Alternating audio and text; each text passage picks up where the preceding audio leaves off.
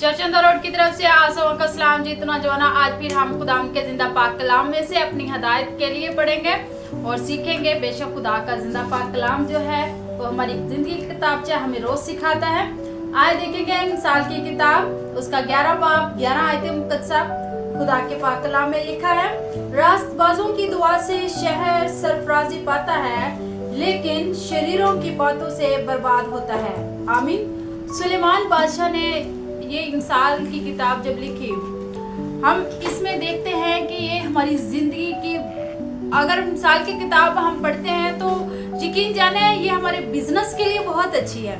मिसाल की किताब पढ़ें, आपको वो चीज़ें नजर आएंगी, वो चीज़ें मिलेंगी कि आपको ये समझ सकते हैं कि इसमें वो आइडिया आपको आएंगे कि खुदा का कलाम ये भी सिखाता है कि हमें किस तरह से अपने बिजनेस में या किस तरह से अपनी लाइफ में ग्रो करना है।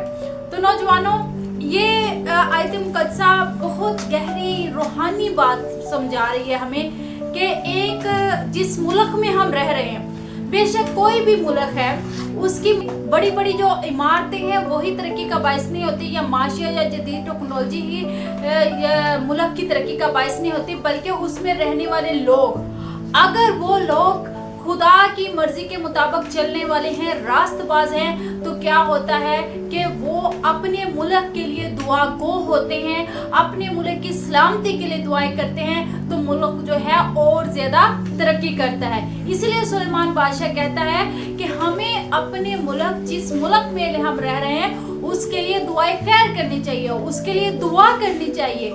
अगर रास्तबाज लोग उसके लिए दुआ गो हैं, उसके लिए अच्छे अल्फाज बोलते हैं, तो मुल्क जो है वो तरक्की पर तरक्की करता है। लेकिन अगर वो उसके लिए बैड वर्ड्स यूज करते हैं, उसको बददुआएं देते हैं, उसके लिए बुरे अल्फाज निकालते हैं, तो बेशक जैसा आप अपने मुल्क के लिए अपने लिए करेंगे वैसा ही फिर होगा। तो नौजवानों, ये बहुत गहरी बात है।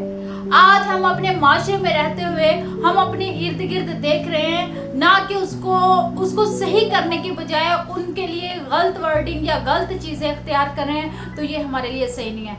एज अ क्रिश्चियन, हमारा कलाम सिर्फ क्रिश्चियन नहीं बल्कि हर एक जो मसीह यीशु पर ईमान रखता है, इसको कलाम मुकद्दस पर ईमान रखता है, वो इसको पढ़ कर देख ले कि हमारा कलाम हमें क्या फरमाता है। अगर आज आप में से कोई भी अपने मुल्क को बदुआ देता है, हुक्मरानों को देता है, या उनके लिए बुरे अल्फाज बोलता है, तो यकीन जाने वो हमारे लिए बायस बरकत कभी नहीं हो सकते, वो हमारे मुल्क हमारे लिए बायस बरकत कभी नहीं हो सकता। लेकिन आज अगर हम उसके लिए दुआ करना शुरू हो जाएं, उसके लिए अच्छे अल्फाज बोलना शुरू हो जाएं, तो वो हमारे लिए बायस बरकत ठहरेगा।